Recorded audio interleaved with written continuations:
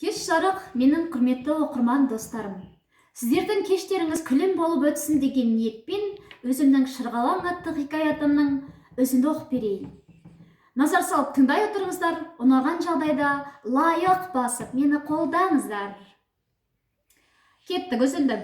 Буырқанып басыла алмай, шамырқанып Шырғалаңның шешімін таппай, сұлу есіл жағасына мен жеттім. Түпсіз терең, ауыр ойлардың тұңғиығына түсіп кеттім. Анау көк аспан, дөңгелене жүзген жарық күн, тіпті ауада мен үшін емес екен. Үнсіз жылдыған есілге запыран жасымды төге бердім. О, есіл, сенің жағаңа келіп, қаншама мұңлық, мұң нөсерін төкті екен. Қанша жан бақыт қайығында тербеліп, шаттық шуағына бөкті екен. Төрешісі өзің ғана. Бәріне үнсіз куә болып, салқын сусып жатқаның. Көріп тұрмын, анау шетте қыз бен жігіт оңаша сырақтарып, сыбдыр қағып мәз-мейрам. Анау шетте қармақ салып, балық ұстап, бармағын бүгіп, олжасын санап, балықшы мәз-мейрам. Анау шетте көріп тұрған жоқпын, тек естіп тұрмын. Суға шомылған, балалық шақтың қызығына тоймаған балалар мәз-мейрам. Анау шетте көріп тұрмын. Қос көгершін құрқыл қағып, махаббаттан ортақ тіл тауып, мәз-мейрам.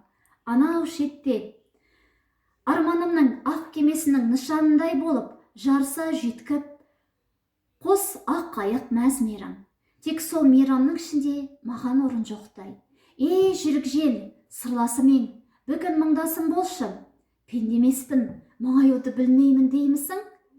Жүрік жел, сен де ақиқат ауылынан алыстай бастағанбысың? Менің әкем өмірден озғанда, ішіңді тарта олып, аңырси жылағанды қалай ұмыттың? Мен оқуға түскенде, қуаныштан құбылып, шашымды шарпи сипап, еркелеткеніңді қалай ұмыттың? Дәл сол бақытты күнімдегідей, бетімнен сипап, шашымды тарап, тарқатшы қайғы түйінін. Сыбыр жермен сырласып тұрған айым өлімнің құшағына беріле ме? Жоқ әлде өмірді таңдай ма? Бұл жайлы осы сілтемеде, осы бейнежазбаның сипаттамасында сілтеме қалдырамын. Шырғалаңның толық нұсқасын оқи аласыздар.